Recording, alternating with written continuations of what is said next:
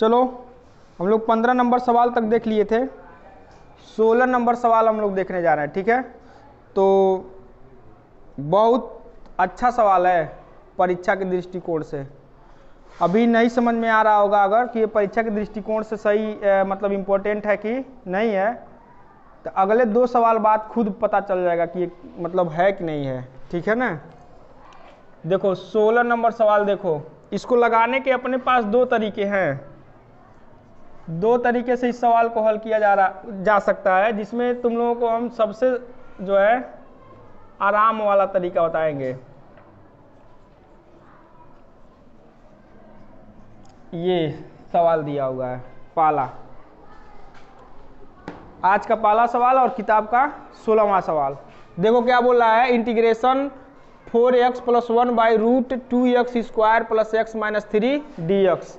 इसका हमको क्या ज्ञात करना है, समाकलन ज्ञात करना है। तो देखो कैसे करेंगे, अगर थोड़ा सा दिमाग लगाओ इसमें तो सवाल बिल्कुल हल्का हो जाएगा। क्या हल्का हो जाएगा, अगर हम इसको टी पुट कर दें इस रूट को, तो ये 2 आगे जाएगा तो 2 दूनी 4x हो जाएगा ना, और x है तो 1 हो जाएगा, और इसमें x सही है नहीं है तो क्या हो जाएगा 0।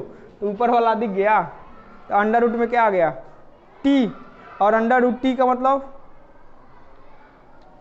1/2, और ऊपर जाएगा तो t पर -1/2। तो 1 में से जो है आधा घटाओगे तो कितना बचेगा, आधा, और निचवा 1/2 है तो 2 पलट के ऊपर चला जाएगा, तो 2 करड़ी में t आ जाएगा, और t का मान ये रख दिया, उत्तर हो गया। पूरा सवाल वैसे ओरल लग गया। समझ में आया, कुछ नहीं समझ में आया देखो इसको हल करेंगे हम लोग। माना 2x² + x - 3 = t। अब ये इसका अवकलन करोगे तो ये 2 आगे आएगा तो 2 दूनी 4x, इस x का अवकलन 1, इसमें x है या नहीं है तो 0, और लिखेंगे dx = क्या हो जाएगा dt। समझ में आ गया। अब ध्यान से अगर देख रहे हो तो 4x + 1 dx दिखा ऊपर, 4x + 1 dx किसके बराबर हो गया, dt के बराबर हो गया। तो ये हो जाएगा इंटीग्रेशन 1 बाई रूट, इस पूरे का जगह क्या रखोगे अब t, इस पूरे को क्या माने हैं t माने हैं ना, तो t रखेंगे, और 4x + 1 dx के जगह पे क्या रखोगे dt। अब ये बताओ मुझे, रूट का मतलब क्या होता है 1/2, और ये नीचे प्लस कराएगा ऊपर जाएगा तो माइनस का हो जाएगा, तो t पर -1/2, और ये हो जाएगा dt। तो d के साथ देखो t लगा है ना, तो d के साथ t लगा है तो इसका समाकलन करेंगे हम लोग, t है ना, तो x पर n घात का सूत्र लगाएंगे, तो t पर -1/2 तो रहेगा, ये n हो गया, 1 इसमें जोड़ेंगे, और जो घात में होता है वही कहाँ आता है, हर में आता है, और समाकलन की प्रक्रिया समाप्त हो जाती है तो क्या लगाते हैं, कांस्टेंट के रूप में c लगाते हैं। अब आगे अगर देखोगे इसको, तो 1 में से 1/2 माइनस करोगे तो t पर कितना घात बचेगा, 1/2 ही तो बचेगा ना जी, और यहाँ भी 1 में से 1/2 माइनस करोगे तो कितना बचेगा, 1/2 बचेगा। अब बटे के नीचे बटे है तो 2 पलट के ऊपर चला जाएगा, तो 2t 1/2। अब ये हो जाएगा 2t 1/2 का मतलब क्या हुआ, रूट हुआ, यानी कि t पर 1/2 को हम लोग लिख सकते हैं रूट t। अब जिसको t माने थे, और ये प्लस में c चलेगा साथ में कांस्टेंट। अब रूट लिखो और t का मान रख दो, t तो हमने इसी को माना था, तो इसी को यहाँ रख लो, 2x² + x - 3, और ये कांस्टेंट के रूप में क्या c। ये हो जाएगा आज के अपने पहले सवाल का उत्तर, और किताब से 16 नंबर सवाल का उत्तर। बहुत लाजवाब सवाल है। एक तरीका और है इसे लगाने का, तो उस तरीके को बताएंगे आगे आने वाले सवाल में। आई बात समझ में, जल्दी नोट करो।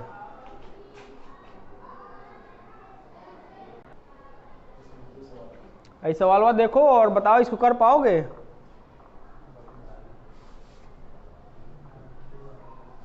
अब दिक्कत हो जाएगी। देखो मैं लगाने चल रहा हूँ।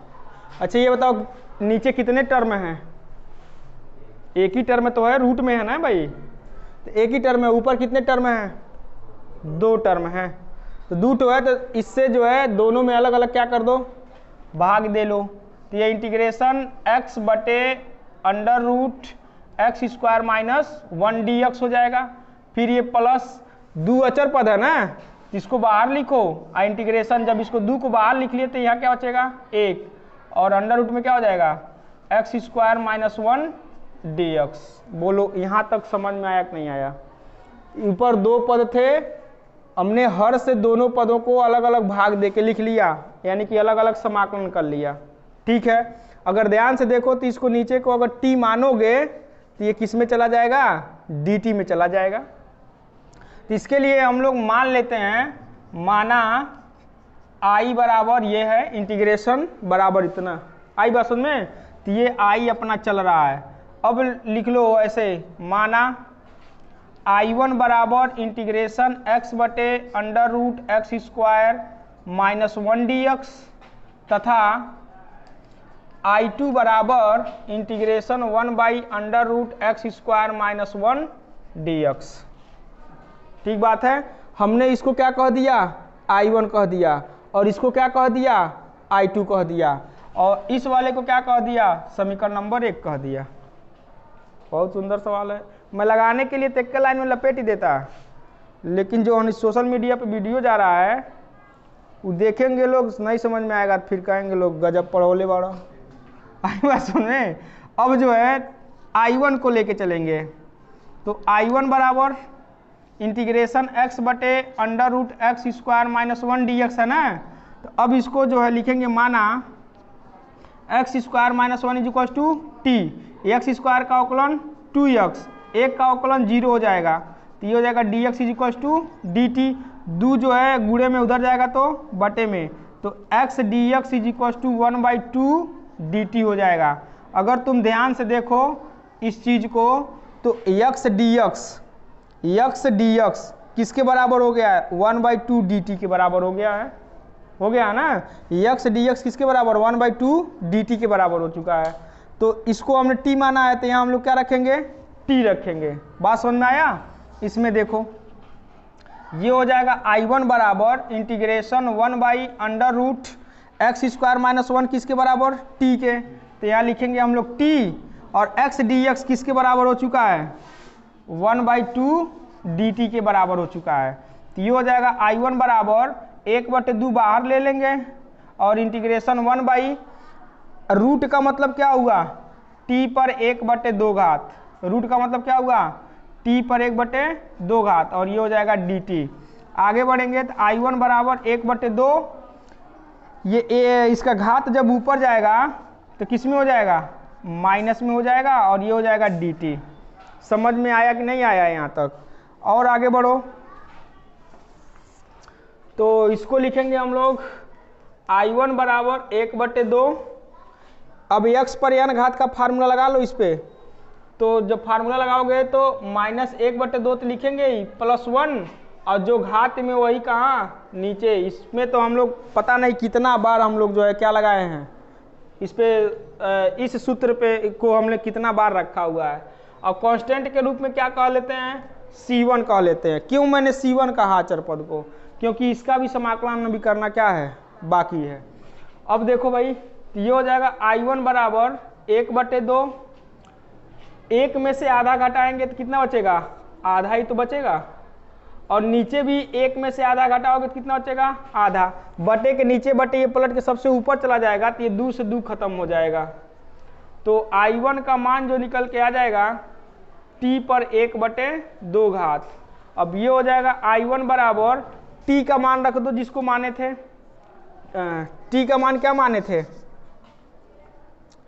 t बराबर एक्स स्क्वायर माइनस 1, तो t के जगह पर रखेंगे एक्स स्क्वायर माइनस 1, और 1/2 का मतलब क्या हुआ रूट, 1/2 का मतलब क्या हुआ रूट, और प्लस में ये C1 चल रहा है। हमने किसका मान निकाल लिया I1 का मान निकाल लिया। अब किसका मान निकालना बाकी है I2 का मान निकालना बाकी है। तो I1 और I2 का जब मान निकाल लेंगे तो समीकरण 1 में क्या कर देंगे रख देंगे, वही इस सवाल का क्या हो जाएगा समाकलन हो जाएगा। समझ में आया कुछ? तो चलो इसको नोट करो।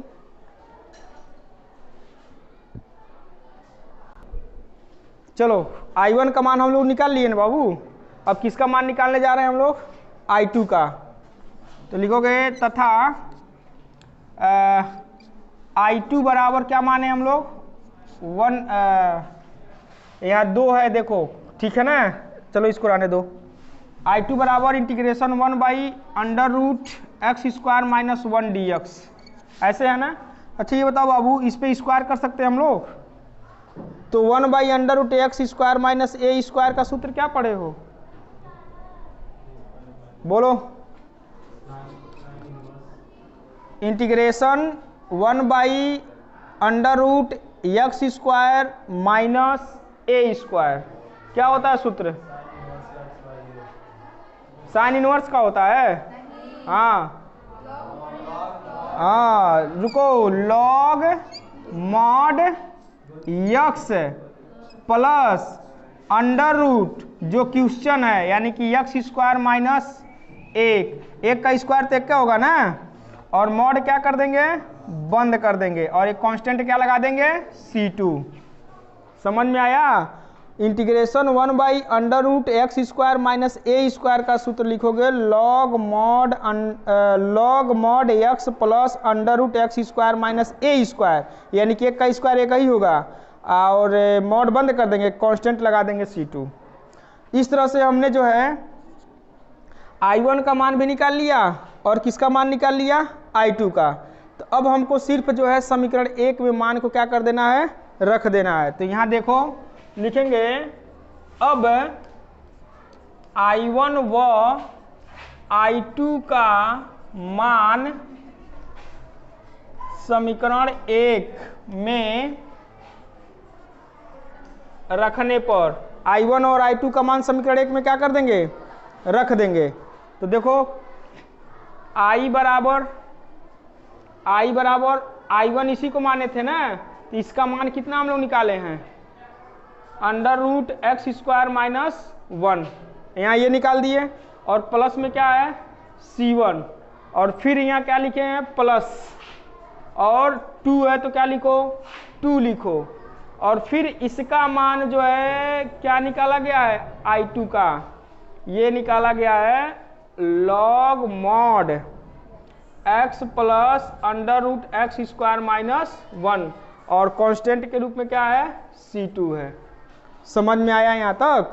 आगे देखो, तो ये हो जाएगा I बराबर √x² - 1, और ये इसको लिखो plus 2 log mod x plus √x² - 1, यहाँ C1 और यहाँ C2, तो ये हो जाएगा प्लस C1 प्लस C2। हमने दोनों कांस्टेंट को क्या कर दिया, एक पास कर दिया।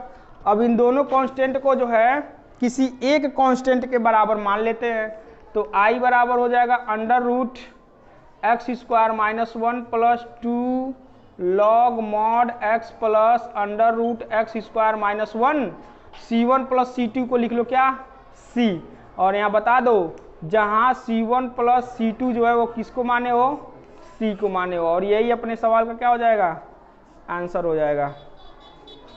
बहुत बढ़िया सवाल था ना। अब इससे बड़ा सवाल हम लोग देखने जा रहे हैं, ठीक है, चलो नोट करो।